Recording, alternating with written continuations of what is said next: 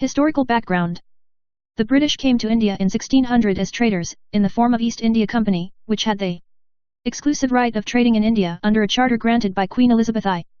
In 1765, the company, which till now had purely trading functions, obtained the Diwani, i.e., rights over revenue and civil justice, of Bengal, Bihar, and Orissa. This started its career as a territorial power.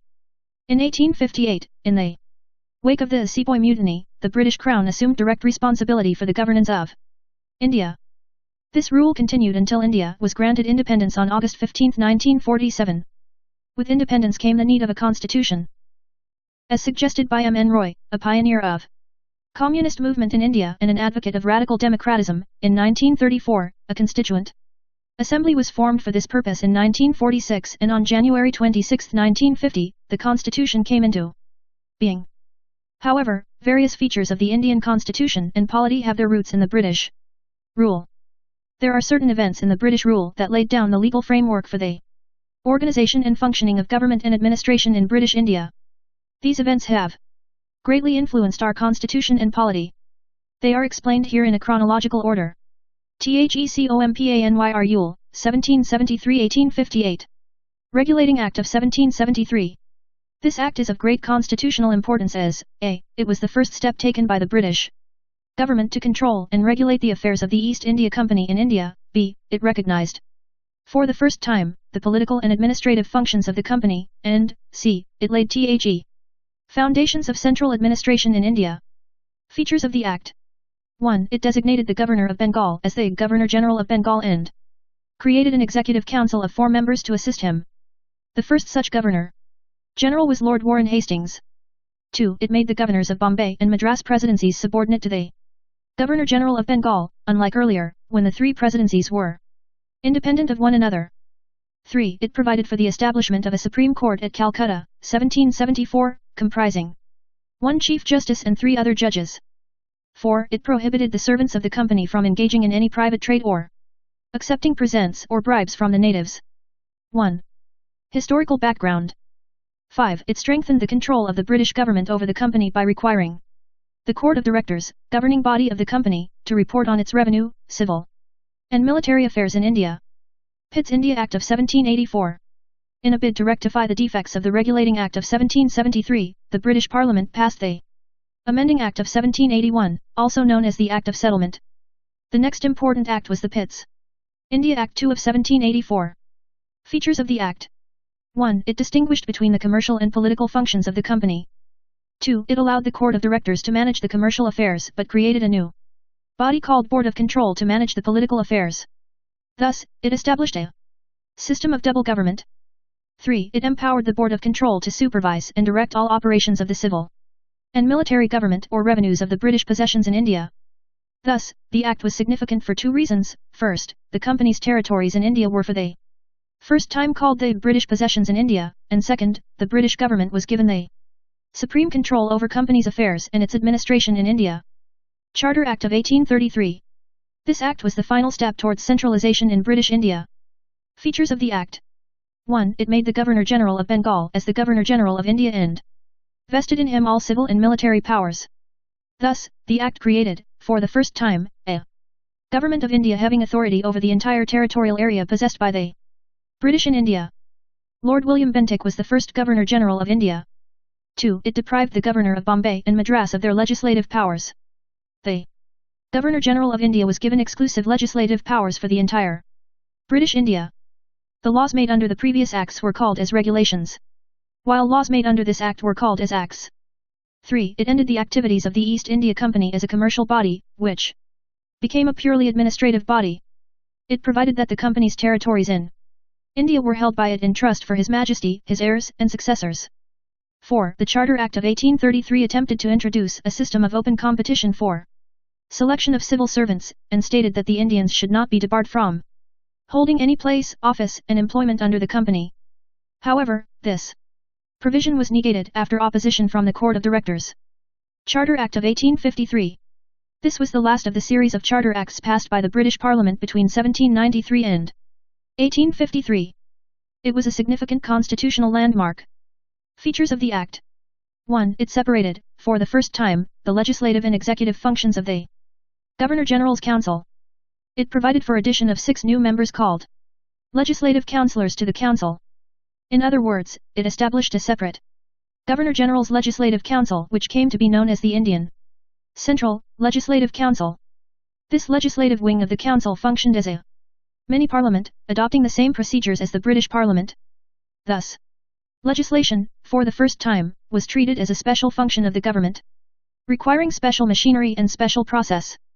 2. It introduced an open competition system of selection and recruitment of civil servants. The covenanted civil service 3 was thus thrown open to the Indians also.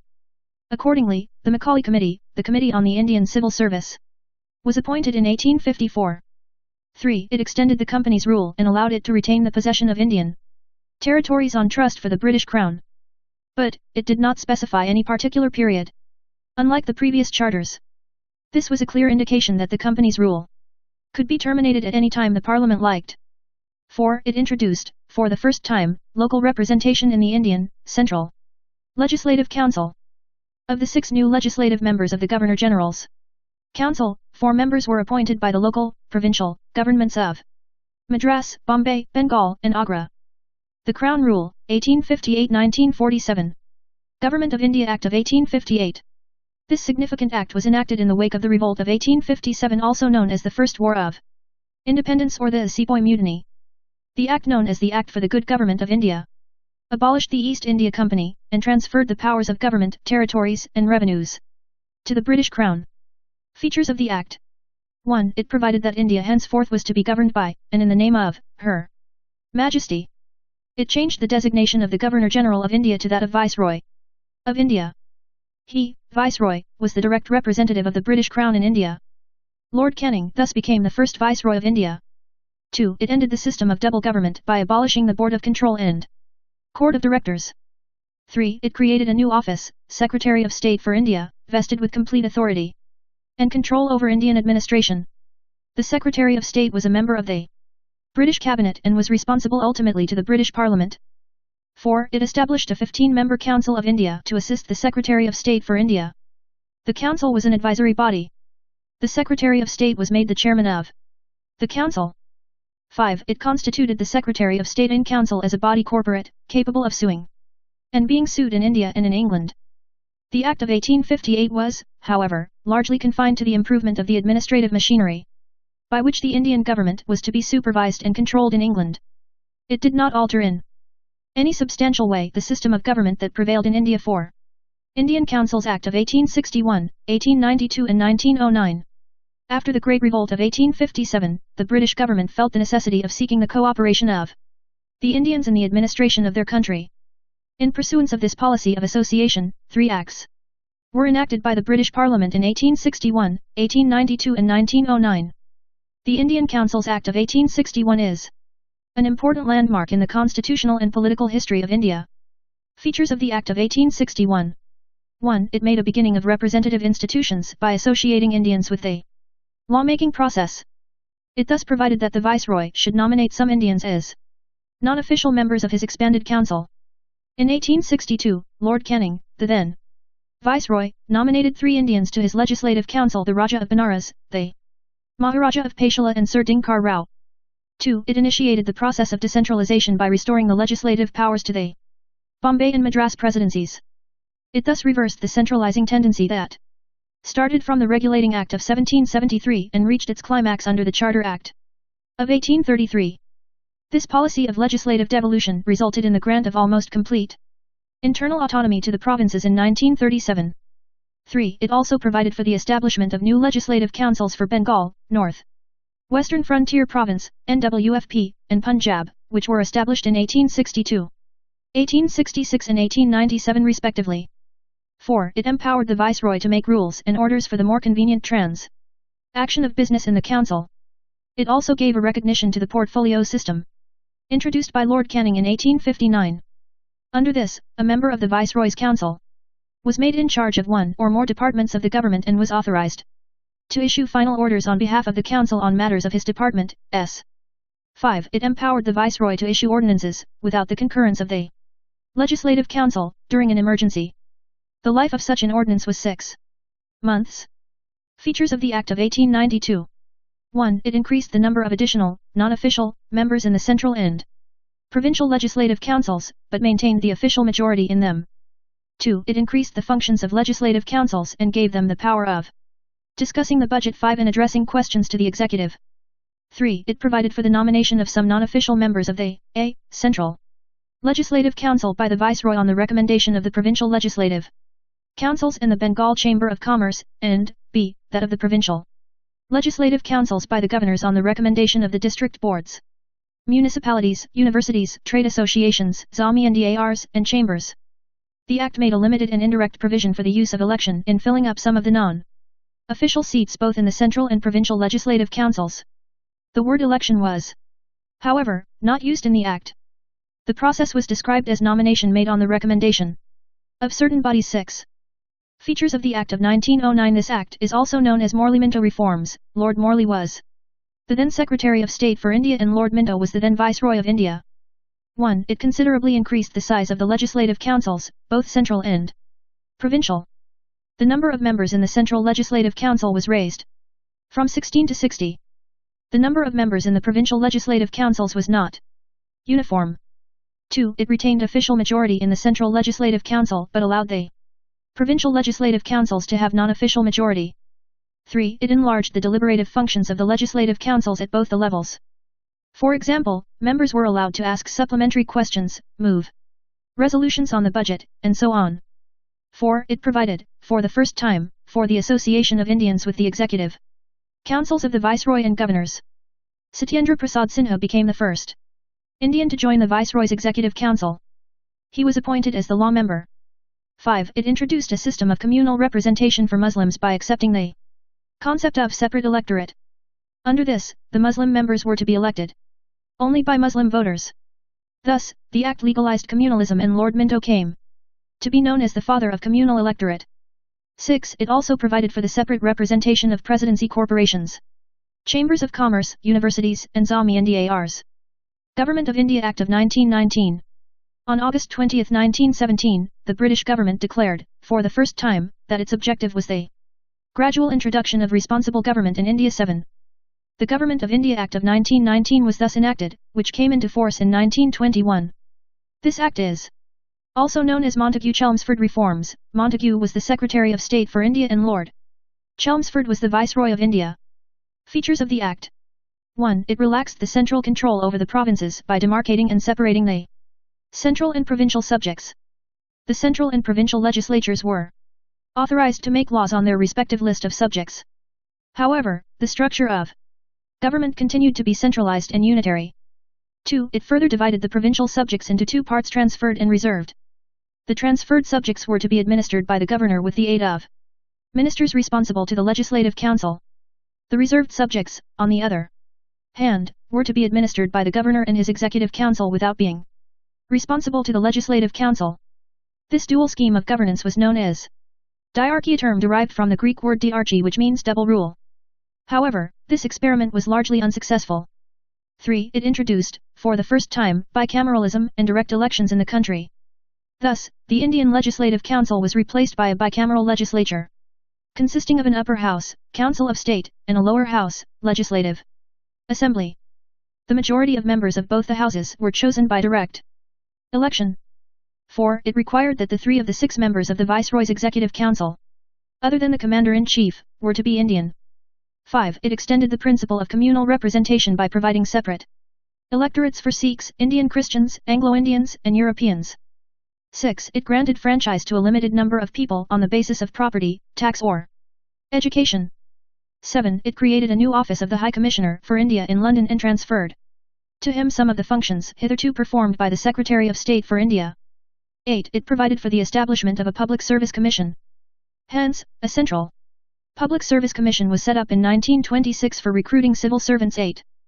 9. It separated, for the first time, provincial budgets from the central budget and authorized the provincial legislatures to enact their budgets.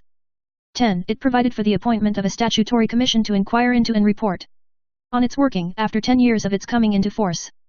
Simon Commission in November 1927 itself, i.e., 2 years before the schedule, the British government announced the appointment a 7-member statutory commission under the Chairmanship of Sir John Simon to report on the condition of India under its new constitution. All the members of the commission were British and hence, all the parties boycotted the commission. The commission submitted its report in 1930 and recommended the abolition of diarchy, extension of responsible government in the provinces, establishment of a federation of British India and princely states, continuation of communal electorate and so on. To consider the proposals of the commission, the British government convened 3 round-table conferences of the representatives of the British government, British India, and Indian princely states. On the basis of these discussions, a white paper on constitutional reforms was prepared and submitted for the consideration of the Joint Select Committee of the British Parliament. The recommendations of this committee were incorporated, with certain changes, in the next Government of India Act of 1935. Communal Award in August 1932, Ramsay MacDonald, the British Prime Minister, announced a scheme of representation of the minorities, which came to be known as the Communal Award. The award not only continued separate electorates for the Muslims, Sikhs, Indian Christians, Anglo-Indians and Europeans but also extended it to the depressed classes, scheduled castes. Gandhiji was distressed over this extension of the principle of communal representation to the depressed classes, and undertook fast unto death in Yeravada jail, Pune, to get the award modified. At last, there was an agreement between the leaders of the Congress and the depressed classes. The agreement, known as Pune Pact, retained the Hindu joint electorate and gave reserved seats to the depressed classes. Government of India Act of 1935.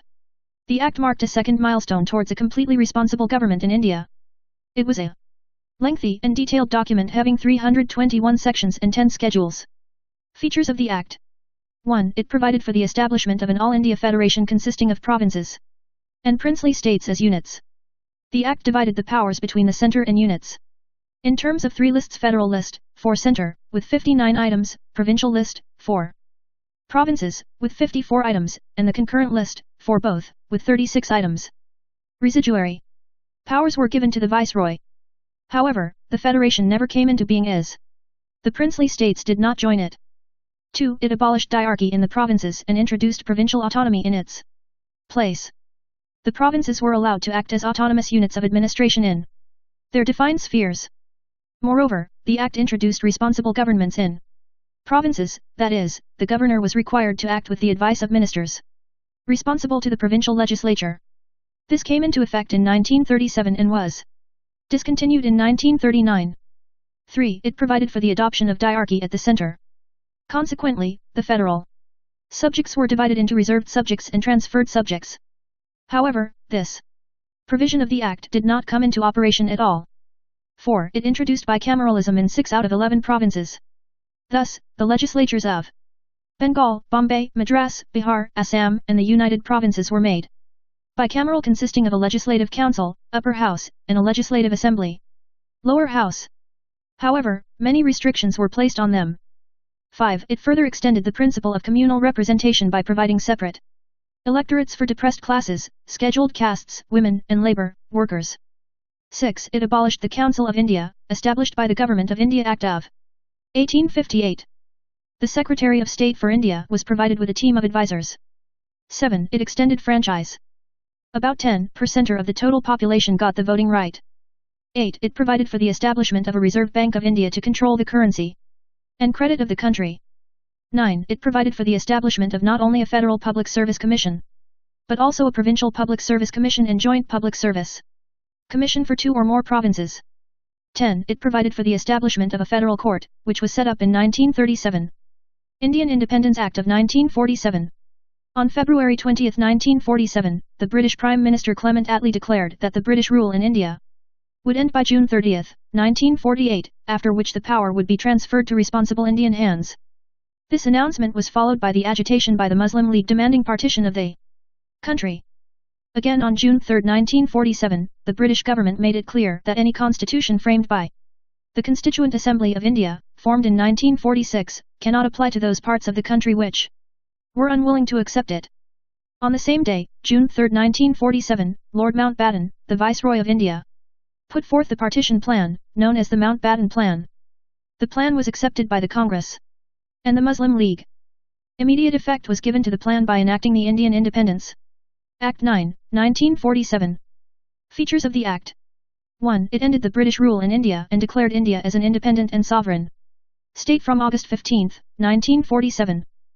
2. It provided for the partition of India and creation of two independent dominions of India and Pakistan with the right to secede from the British Commonwealth. 3. It abolished the office of Viceroy and provided, for each dominion, a Governor General, who was to be appointed by the British King on the advice of the Dominion Cabinet. His Majesty's government in Britain was to have no responsibility with respect to the government of India or Pakistan. 4. It empowered the constituent assemblies of the two dominions to frame and adopt any constitution for their respective nations and to repeal any act of the British Parliament, including the Independence Act itself. 5. It empowered the constituent assemblies of both the dominions to legislate for their respective territories till the new constitutions were drafted and enforced.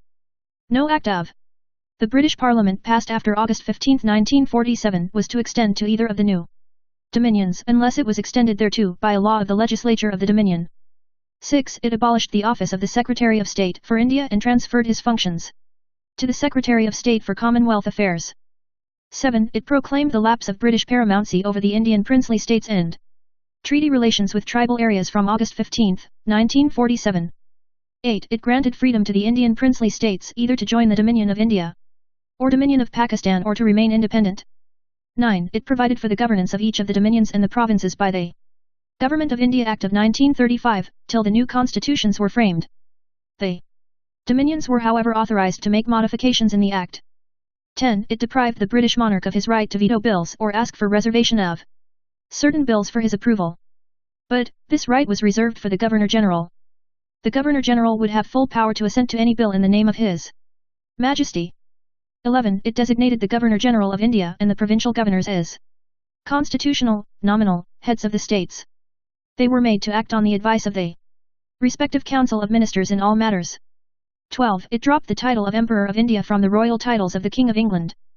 13. It discontinued the appointment to civil services and reservation of posts by the Secretary of State for India.